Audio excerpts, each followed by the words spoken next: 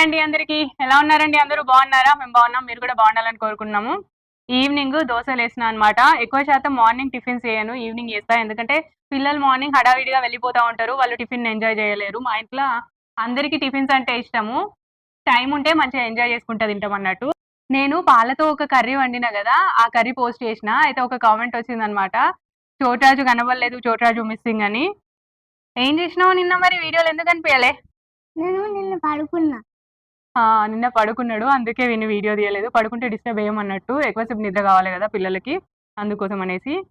Curry ఎట్లుంది మరి నిన్న పాలతో చేసిన కర్రీ? హ్మ్. అందరికీ happy independence day. Independence day drawing ఒకటి వీళ్ళ మేడం డ్రా చేయమంటే డ్రా చేస్తున్నా. వీళ్ళ క్లాస్ రూమ్‌లో అతికిస్తారంట. సో, అది చూపిస్తాను. ఎలా ఉందో చెప్పాలి మీరు. ఎలా ఉందిరా డ్రాయింగ్ బావుందా?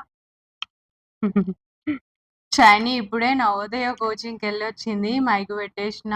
అడుగుదాము దోస ఎట్లుందో. దోస బావుందా షైనీ? బాగుంది. ఈవినింగ్ తినడం మంచిగా అనిపిస్తాందా? మార్నింగ్ తినడం మంచిగా అనిపిస్తాందా? ఈవినింగ్. ఎందుకు? మార్నింగ్ టైం ఉండదు. ఈవినింగ్ ఎలా ఉన్నాయి దోసలు? హ్మ్. చాలా క్రంచీగా బాగున్నాయి. మార్నింగ్ టిఫిన్ తినడం ఇష్టమా? ఈవినింగ్ టిఫిన్ తినడం ఇష్టమా నీకు? ఈవినింగే బాగనిపిస్తుంది. ఎందుకు? నేను తిన్నప్పుడు నాకు సూపర్ ఉంది దోస క్రంచీగా. మన ఇండియన్ ట్రెడిషన్ ప్రకారము ఈవినింగే తక్కువ తినాలి. మార్నింగ్ ఎక్కువ తినాలి. నైట్ పడుకునే ముందు తక్కువ తినాలి. నేనేం చెప్పినా అంటే అందరూ హడావిడిగా వెళ్ళిపోతారు. పిల్లలు గానీ, హస్బెండ్ గానీ. ఈవినింగ్ టైమ్ అయితే మంచిగా ఫ్రీగా కూర్చొని తింటారు. మా ఇంట్లో అందరికీ టిఫిన్స్ అంటే ఇష్టమని. కరెక్టా కాదా?